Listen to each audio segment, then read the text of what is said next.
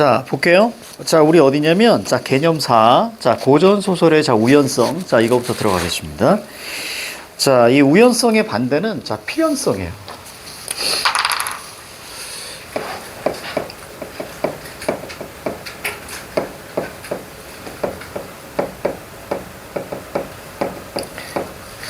보통 우연성은 보통 이제 고전소설에서 많이 나오고,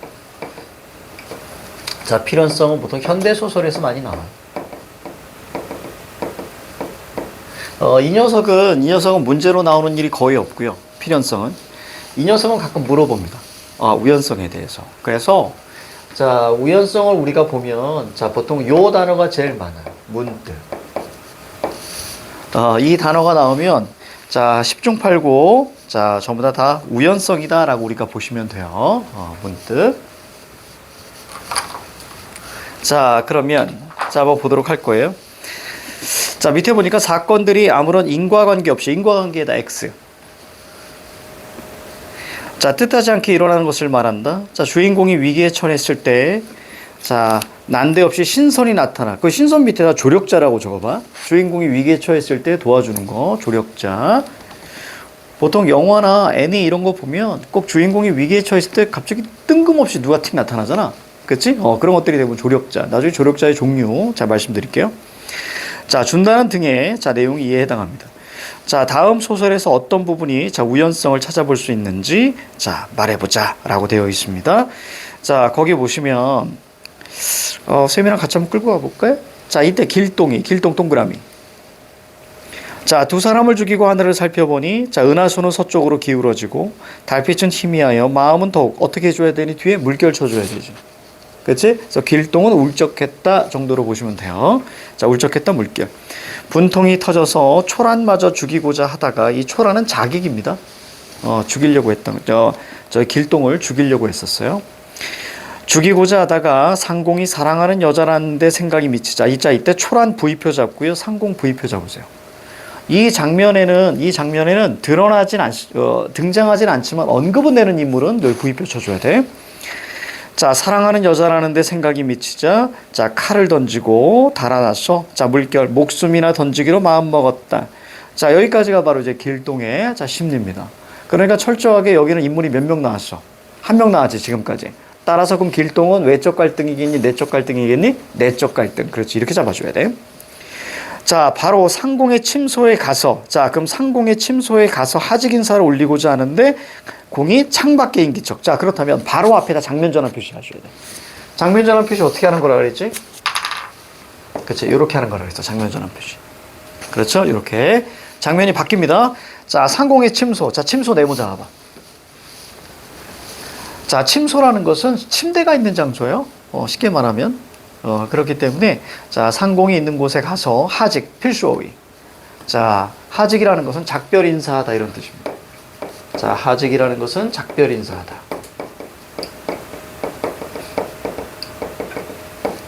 자, 이렇게. 자, 하직 인사를, 자, 하려고 하다가, 마침,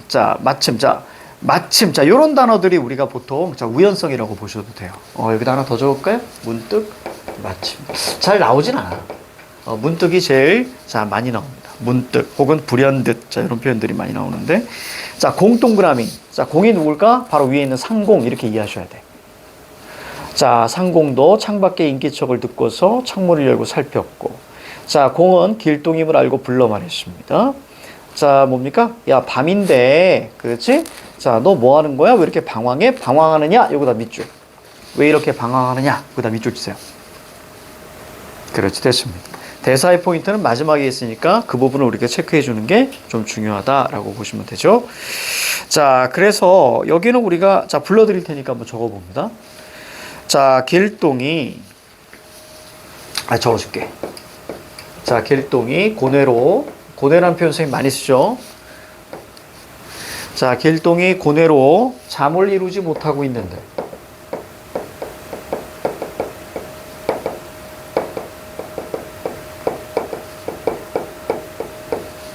길동이 고뇌로 잠을 이루지 못하고 있는데, 공도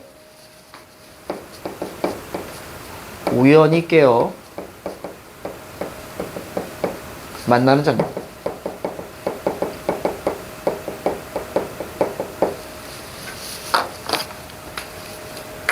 자, 이때 여기 잠을 이루지 못하다 했지. 자, 요거 사자성어 되게 중요해. 여기서 중요한 건 뭐냐면 많이 물어보기도 하지만 이거는 내신에서도 물어보고 그다음에 평가원에서도 물어보지만 또 잘 안 외워져. 그래서 중요한 거야. 자, 그럼 애들 대부분 긍긍이라고 합니다. 대부분 긍긍이라고 합니다. 전전긍긍 같은 경우에는 자, 두려워 떨다 이런 뜻이야. 두려워 떨다. 뭐 바깥에 예를 들어 뭐 좀비가 있어. 그러면 그때 전전긍긍 하는 거야. 자, 이건 전전 반측입니다. 진짜 중요합니다. 그때 하나 더 적어줄게. 전전긍긍이라는 것은 두려워 떨다.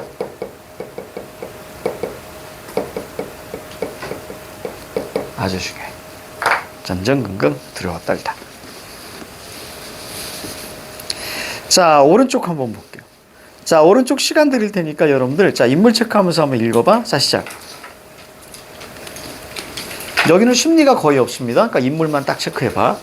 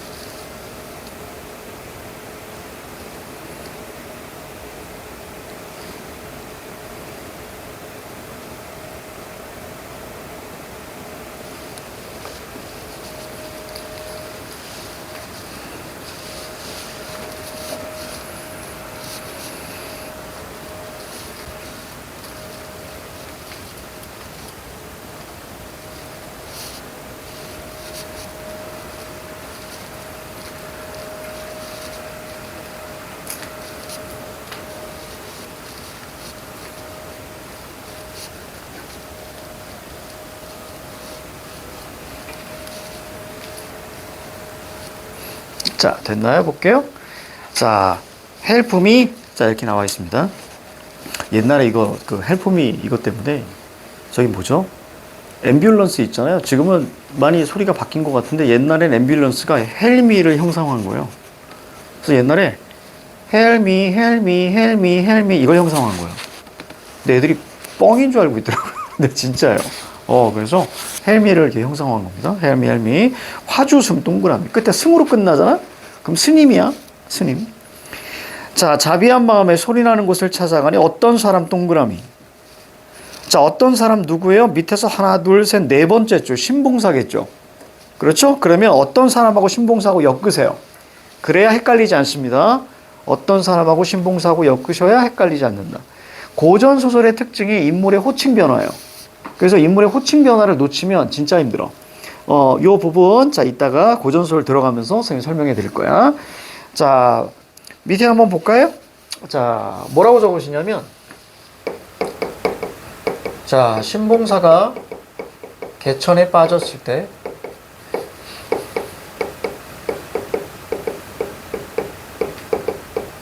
자, 신봉사가 개천에 빠졌을 때, 자, 화주승이 우연히 발견하는 장면. 화주승이 우연히 발견한.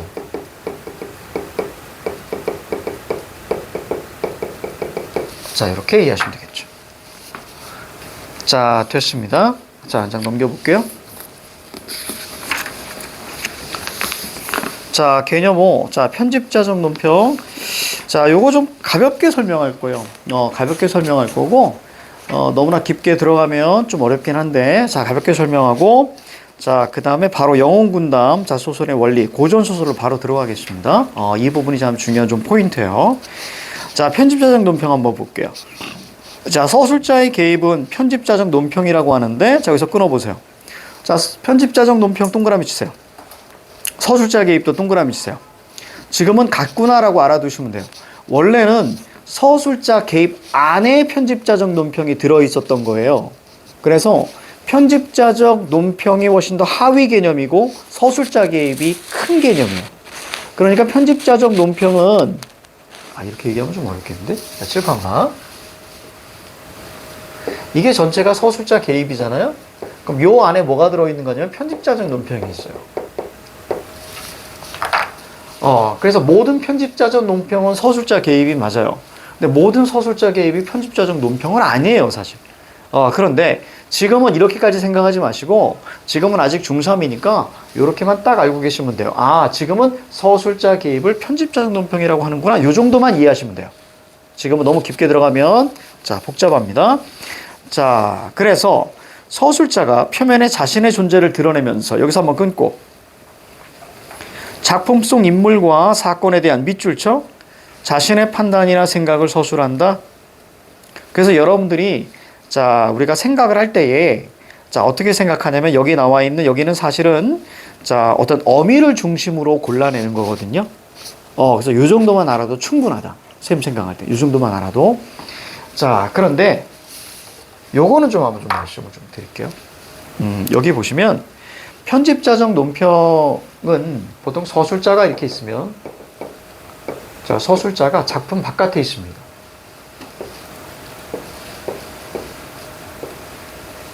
서술자가 작품 바깥에 있으니까 몇 인칭? 우리 지난 시간 배웠지? 3인칭.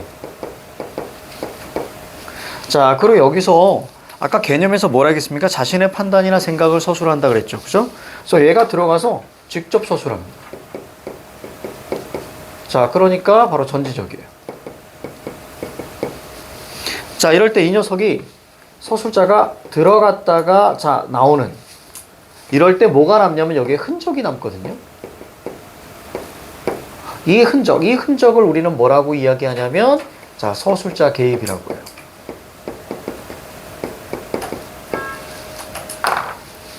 서술자 개입. 도식화시키면 이런 건데요.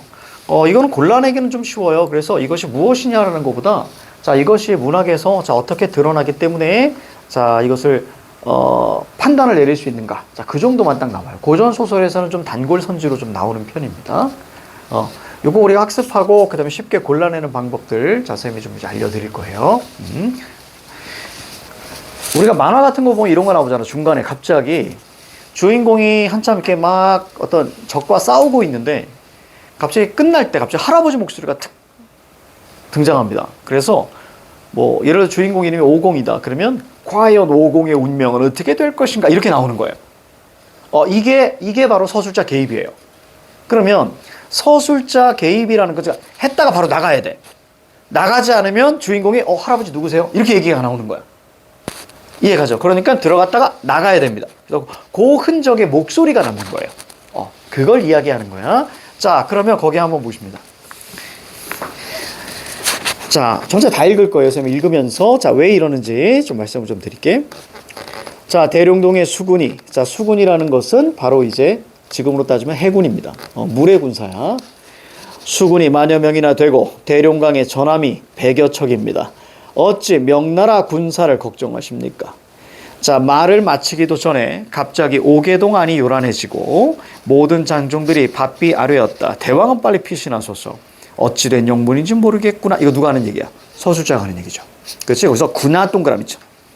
이 군하는 감탄형 종결음이라고 합니다. 그래서 이걸 우리는 영탄적 어조라고 배웠어. 그렇지? 근데 고전 소설에서는 영탄적을 묻지 않아. 현대시에서만 묻습니다. 알겠지? 영탄적은. 그래서 군하만 동그라미 있죠. 이렇게 끝나면 서술자 개입입니다. 알겠지? 이렇게. 특히 어차피 우리 뒤에 고전소를 해야 되니까 첫 번째 줄에 명나라 보입니까? 명나라 보여? 명나라 네모 한번 쳐봐. 바깥으로 빼. 나왔으니까 설명해 줄게. 고전 소설을 볼 때는 그 시대의 가치를 이해하는 게 매우 중요해요. 그렇다고 해서 고전 소설의 모든 것을 여러분들한테 다 쏟아내진 않을 거예요. 그럼 정보가 너무 많기 때문에 여러분들이 머리가 터질 거예요. 그래서 천천히 이렇게 갈 거예요. 자, 그러면 보십시다. 먼저 우리가 봤을 때, 자, 조선.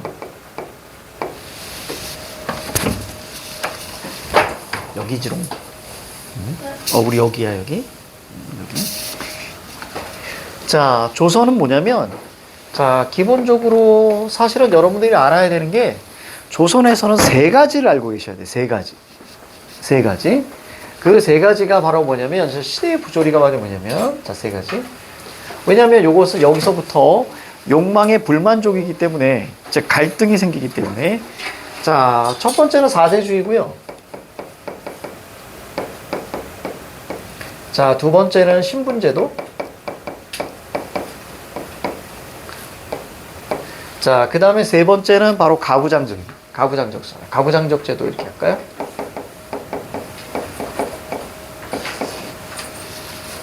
요 세 가지가 가장 중요한 핵심이에요. 그래서 저 녀석을 이해하셔야 돼요. 그래서 우리는 이후에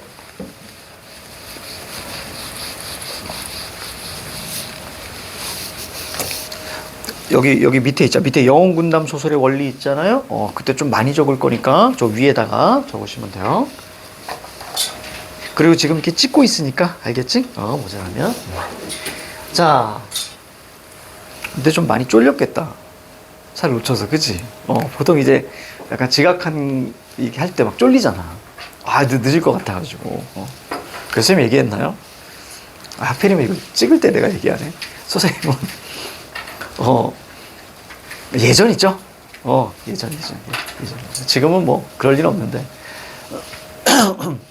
예전에는, 회사 다닐 때입니다. 사실은 학교 다닐 때는 뭐, 지각 결석을 밥 먹듯이 했고요. 그래서 밥 먹듯이 했고, 그때 공부를 너무 안 했어가지고, 밥 먹듯이 했고, 지각 결석 진짜 많이 했던 것 같아요. 많이 하고, 숙제도 거의 안 했어요, 사실은. 숙제도. 그래서 선생님은 솔직히, 난 숙제 필요성을 잘 모르겠어. 난 솔직히 그래. 숙제 필요성 모르고, 특히 문제풀이의 숙제는 평상시는 중요하지 않은 것 같아. 그러니까 숙제가 좀 얘기가 이상하게 가는데, 숙제에 대한 피드백이 되지 않으면 나는 그게 진짜 의미 없다고 보거든요. 그래서 이제는 할 건데.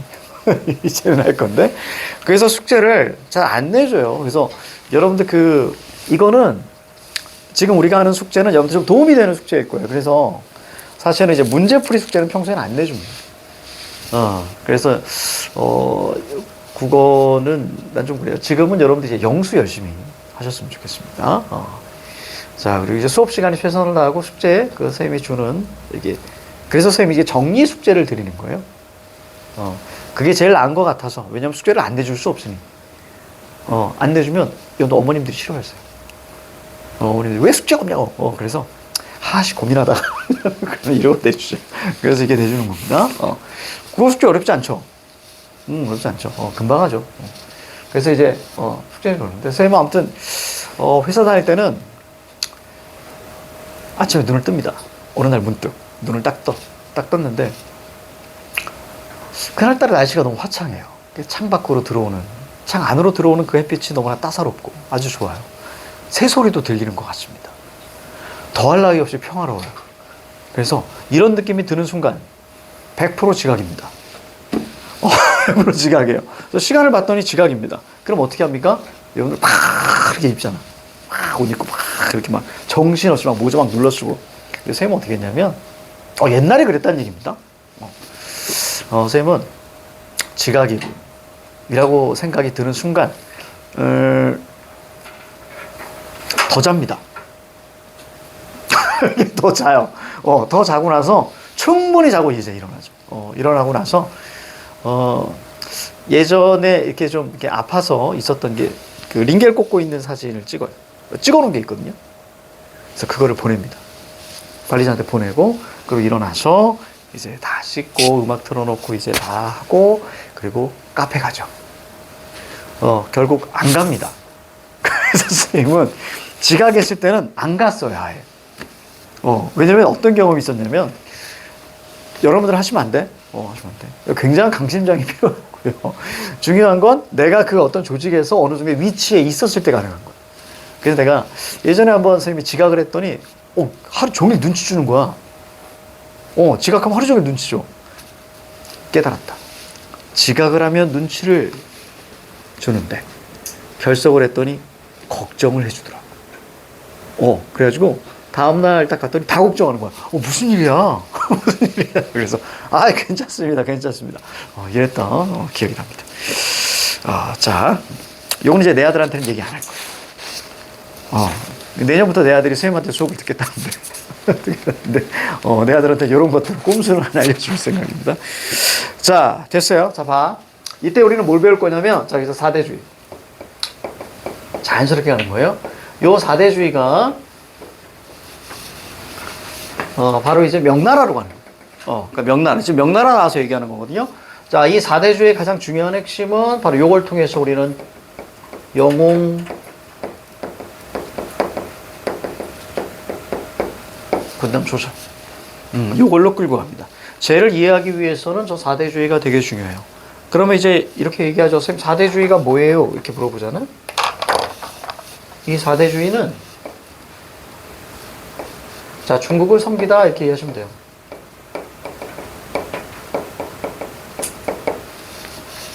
중국을 섬기는 겁니다. 그런데 모든 중국을 섬기지 않아요. 고전 소설에 나오는 것들을 쌤이 좀, 자, 열거해 드릴게요. 자, 우선 송나라가 있고요. 송나라 다음이 원나라예요. 자, 그 다음에 명나라가 이렇게 있고요. 자, 그 다음이 우리가 청나라입니다. 그래서 송, 원, 명, 청 이렇게 나와 있어요. 이럴 때 여기 송나라하고 명나라, 자, 얘네 한족이에요. 그래서 얘네들을 플러스합니다. 얘네들을 섬기는 거예요. 송나라, 명나라, 자, 쟤네가 갑자기 좀 역사 얘기네. 한족입니다. 그래서 한족인 이유는 되게 단순해요. 한족인 이유는 유방이라는 사람이 있는데, 자, 그 양반이, 자, 어떤 그 그 양반이 한나라를 세우죠. 한나라를 세웁니다. 유방이. 그래서 유방과 그 관련된 그 게임이 뭐냐면 바로 이제 초나라와 그 다음에 한나라의 싸움인 장기가 이때 유래가 되는 거예요. 초나라와 한나라의 싸움. 그래서 항우와 유방이 서로 싸워서 결국 유방이 이겨서 결국 한나라를 세우고 그 나라가 5, 600년이 가요. 그래서 그때부터 중국의 정체성이 쌓였기 때문에 그 이후로 한족이라고 이야기하는 거예요. 한족. 지금의 우리가 차이나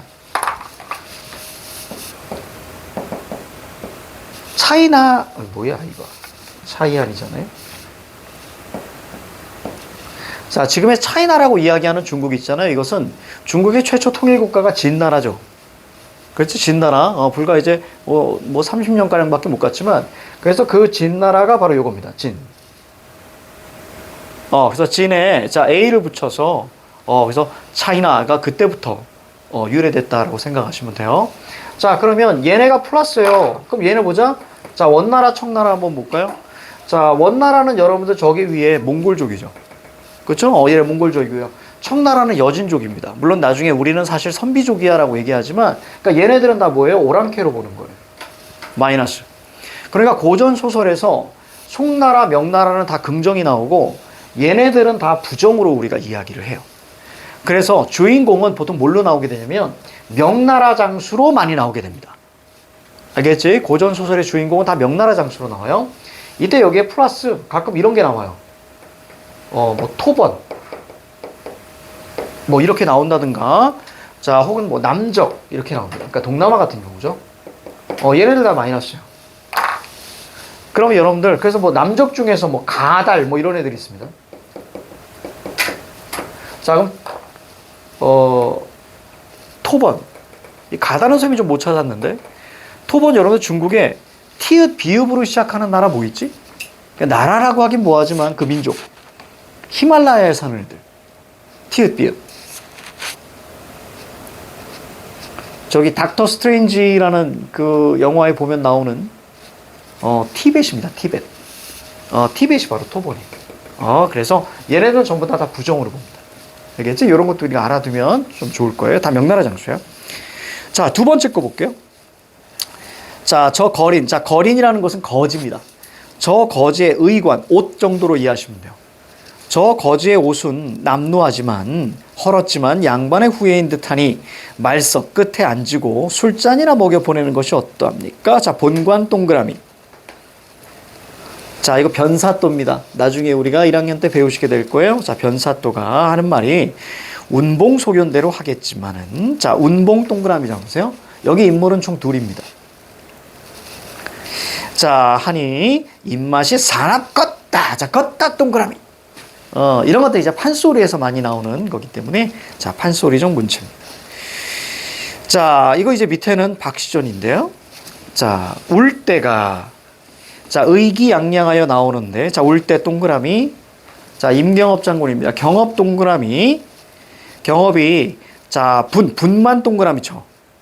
분기하여 이런 뜻입니다.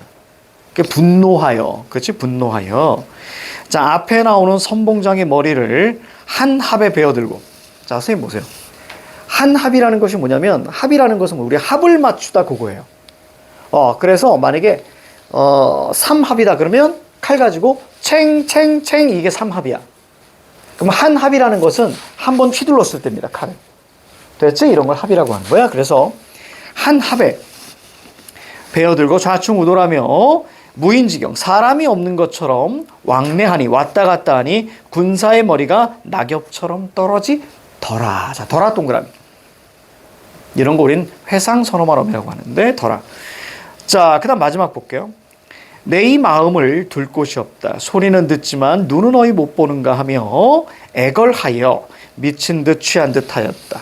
자, 힘없이 앉아있는데 기러기가 점점 날아들더니 두 날개를 반만 펴고 궁전의 위를 돌며 슬피 우니 저 깊은 저 기러기가, 자, 주인을 찾을 줄을 누가 짐작하리오. 자, 리오 동그라미.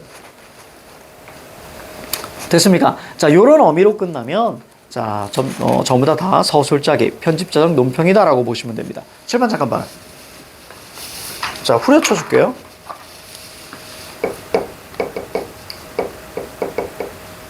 자, 서술자 개입, 편집자적 논평. 자, 이렇게 돼 있을 때, 자, 보통 우리가 첫 번째 거기에 보시면, 자, 뭐뭐 구나, 그 다음에 뭐뭐 걷다, 그 다음에 뭐뭐 더라, 그죠? 이런 거 되게 많죠? 자, 그 다음에 두 번째, 자, 뭐뭐리야, 그 다음에 뭐뭐리요. 자, 이게 철저하게 의문형이에요. 요런 두 개가 보통 일반적으로 사용되면 편집자적 논평이고요. 자, 요게 딱 나오게 되면 보통 일반적으로 장면이 전환됩니다. 그래서 이 부분은 어디 있냐면 보통 장면 전환 부분에 있다.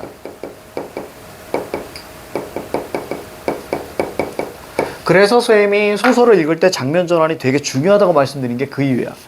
그러니까 만약에 편집자적 논평을 여러분들이 읽어가시면서 체크하기는 어려워요.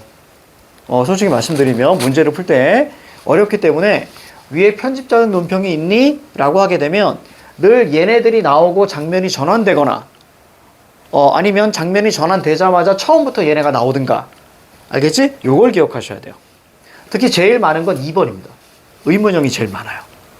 그래서 장면 전환 부분에 자, 늘 있다. 그래서 장면 전환. 지난 시간에 선생님이 아마 장면 전환 이렇게 얘기했을 거예요. 자, 그게 두 가지로 볼 수 있다고 그랬습니다. 자, 첫 번째는 배경의 이동입니다. 즉, 시공간의 이동이에요. 시공간이, 자, 바뀌는 경우고요. 자, 두 번째는 우리가 한편, 이때, 어느 날, 그렇지? 요런 표현들이 나오면 장면이 전환된다. 물론 같은 공간에서 인물이 빠져나갈 때도 장면이 전환되지만 그런 섬세한 거니까 나중에 선생님과 같이 학습하고 이것들이 가장 기본이다.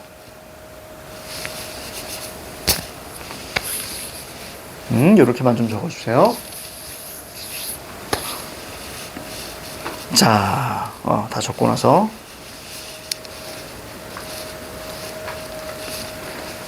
자, 그래서 우리 이제 뭐 할 거냐면 자, 고전소설, 우리가 영웅군담 소설의 원리를 배울 거예요.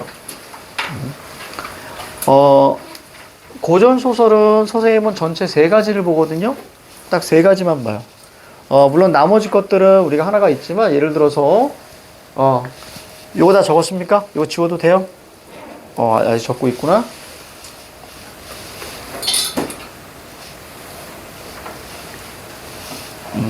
다 적었죠?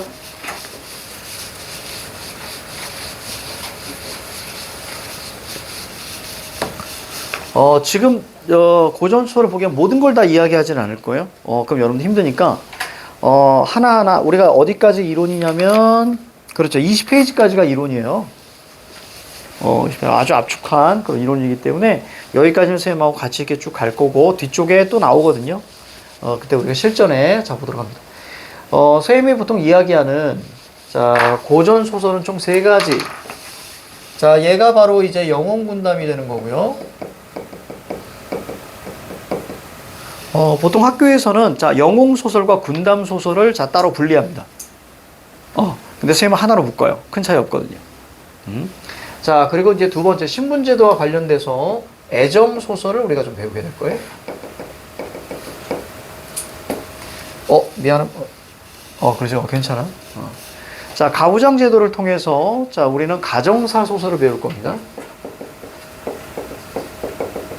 특히 가정사 소설 중에서 세 가지인데요. 사실 첩첩형, 자, 그 다음에 우리가 뭐 형제형, 자, 그 다음에 계모형, 자, 이렇게 세 가지가 있는데, 여기서는 선생님이 좀 뺐어요. 여기선 뺐고요. 추후에 우리가 따로 배울 겁니다. 그래서 여기서는 여러분들이 아마 영혼 군담과 애정 소설, 요거 두 가지, 자, 잡고 갈 겁니다. 자, 그래서 요 세 가지, 여기에 플러스 이제 나중에 비판풍자, 판소리 소설이 이제 나오게 되는 거예요. 그거는 자주 출제가 되는 것이 아니고 그래서 그때 우리가 배우게 되면 그때 설명할게요. 자, 저 세 가지가 가장 중심입니다. 전체 우리가 모의고사 문제에서. 자, 그래서 오늘은 자, 뭐 할 거냐면 자, 영혼군담 소설을 좀 배우도록 할 거예요. 자, 요거 이제 지우겠습니다. 이제 지우고 굉장히 하나, 둘, 셋, 오케이, 좋아. 자, 이거 지웁니다.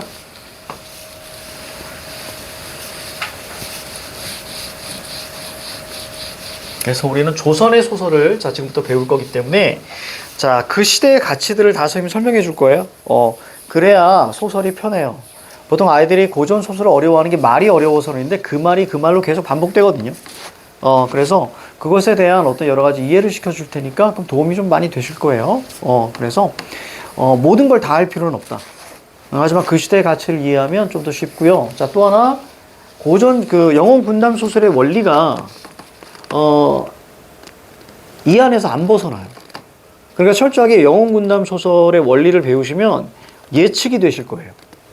철저하게. 그래서 그 흐름으로 선생님이 좀 설명할 거니까 보통 대부분은 이게 서술로 이렇게 쭉 하는데 그럼 좀 어려워요.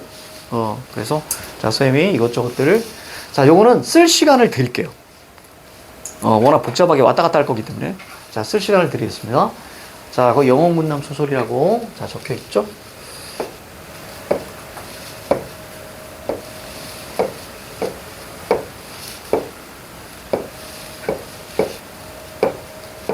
자, 이게 전체 흐름이에요. 조금, 뭐, 중간에 뭐 끊기도 하겠습니다. 자, 전체 이게 영혼군담 소설의 자, 원리입니다. 자, 첫 번째, 자, 전체 흐름을 이해하셔야 돼. 첫 번째, 여기가 천상계예요. 여기가 천상계고요.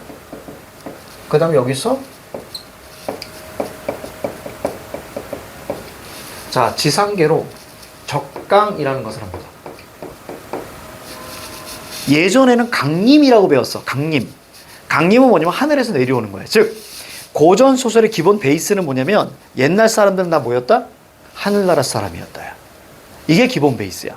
그래서 하늘나라 사람. 우리 고전시가 배울 때 우리는 다 뭐였다고? 별이었다고. 그지? 그러니까 우리가 모시는 임금이 옥황상제인 거야. 옥황상제는 북극성 별이에요. 자, 원래 하늘나라 사람이었습니다. 근데 여기로 내려옵니다. 그러면 저 적강이라는 건 하늘에서 내려오다 이런 뜻이거든. 자, 그럼 내려온 이유는 득죄라는 표현을 써요. 그러니까 득죄가 뭐냐면 죄를 얻다 이런 뜻이야. 득템, 그럼 아이템은 없는 거 아니야? 그러면 득죄, 그럼 죄를 얻는 겁니다. 그래서 죄를 얻어서 이 지상계에서 내려오는 거예요. 즉 쫓겨나는 거예요. 그러면 이 지상계는 바로 저기 옛날 사람들이 생각했을 때 어디야? 여기가 지옥이야. 이게 핵심. 그러니까 옛날에는 지옥이라는 것이 뭐냐면 땅 속에 있는 감옥이란 뜻이거든. 그래서 거기로 가는 것이 아니라 옛날 사람들은 지금 여기 우리가 살아가고 있는 자, 이곳을 우리는 뭐라고 했어? 쉽게 말하면 보통 죗값을 치르는 곳이라고 생각했던 거야. 여기까지 해가죠. 왜냐면 지금 행복한 사람 없잖아요. 그러니까 여기서 고뇌를 느끼잖아. 자, 천국이나 보통 천당, 보통 유토피아, 이것은 고뇌가 없는 곳이야. 내가 생각만 하면 모두 이룰 수 있는 욕망이 만족되는 그런 곳. 자, 그런데 지금 우리가 현실 세계를 살아가는 이곳은 어때요? 고뇌들이 너무 많아. 그렇지? 고뇌들이 너무 많단 말이야. 그래서 이걸 이렇게 얘기하죠. 그래서 이 지상계가 뭐 하는 곳이야? 죗값을 치르는 곳이야. 그럼 죗값을 어느 정도로 다 치르고 나서 자, 그 다음에 죽죠. 그럼 우리는 뭐라 그래? 그 사람이 어떻게 됐다? 돌아가셨다. 라는 표현 쓰죠. 누가 죽으면. 이때 이 돌아가셨다가 어디로 돌아가셨다는 얘기야? 천상계로 다시 돌아가셨다라는 뜻입니다. 알겠죠? 그렇게 이해하셔야 돼. 자, 그러면 지상계. 그러니까 당연히 천상계에서 내려온 그런 인물이니까 당연히 지상계에서는 당연히 어떤 탄생을 하겠니? 신이한 탄생을 할 수밖에 없는 겁니다. 됐죠? 아래에서 깨어난다든가, 그지? 근데 갑자기 막 부처가 내려온다든가, 갑자기 선녀가 함께 이 아이가 태어났을 때 옆에 있는다든가, 자, 그런 방식으로 나오는 거죠. 그래서 이 신이한 탄생, 여기에서 우리는 전체적으로 전기성이라는 것이 나오게 되는 거예요. 자, 그 다음, 자, 기지가면표. 자, 이제 우리 오기 시작했어. 자, 기지가면표. 자, 화이팅 해. 화이팅 합니다. 너무 따뜻해서 그런가? 자, 그 다음 볼게요. 자, 그 다음, 이제, 아이가, 여기 부분이 이제, 1차 위기가 나와요. 즉, 다시 말하면, 1차 위기는, 자, 어릴 적 위기입니다. 어릴 적 위기고요. 자, 이 어릴 적 위기에서는 바로 이제 가족과 이별입니다.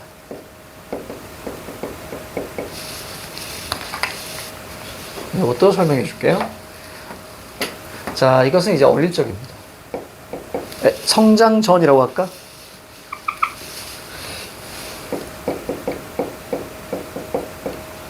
성장 전이고요. 여기서는 보통 자, 가족과 이별합니다. 특히 제일 많은 게 뭐냐면 아버지와의 죽음과 이별이야. 이게 가장 큽니다. 아버지의 죽음과 이별이에요. 특히 가족은 보통 이제 좀 더 섬세하게 들어가면 보통 이제 자, 아버지가 유배되는 것이 제일 많습니다. 그래서 가족과 이별합니다. 그래서 보통 어떻게 자라냐면 편모, 이게 제일 많아요. 편모이거나 아니면 모든 가족과 다 이별을 해서 혼자 고아처럼 자랍니다. 그러니까 어린 시절에 뭘 주는 거야? 자, 시련을 주는 거야.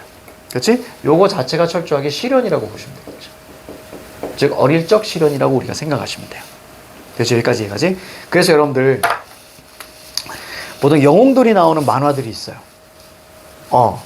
우리가 최근에 이거 여러분들이 몰라도, 아마 그냥 예를 드는 거니까, 그냥 그렇구나라고 아시면 돼요. 이 원리는 옛날부터 쭉 내려온 거거든요. 그러니까 이 파트가 가장 극적인 요소를 줘서 이 애니나 영화가 재밌게 만들어주는 거예요, 소설이. 그러니까 요 공식을 타면 다들 재밌다고 느끼는 거예요. 최근에 주술회전이라고 있어요. 주술회전에서 이타돌이라는 거기 남자 주인공이 나오거든요. 그 남자 주인공 마지막에 시작하자마자 할아버지 돌아가면서 시작합니다. 가족이 없어요. 거기서부터 출발합니다. 그리고 나의 히어로 아카데미아라는 거에서 거기에서 이제 한 남자애가 있는데 까먹었네. 미도리아라는 남자 주인공이 나는데 걔는 아버지가 안 계십니다. 그래서 어머니하고 같이 살아요. 어릴 적의 시련을 보여주는 거예요. 또 뭐 원펀치맨이라는 만화에 보면 얘는 아예 가족에 대한 존재가 없습니다. 혼자 이렇게 있어요. 귀멸의 칼날이라고 있어요. 귀멸의 칼날 같은 거 보면 시작하자마자 혈교에 의해서 다 죽어버립니다. 그리고 여러분들이 드래곤볼이라는 만화가 있어요.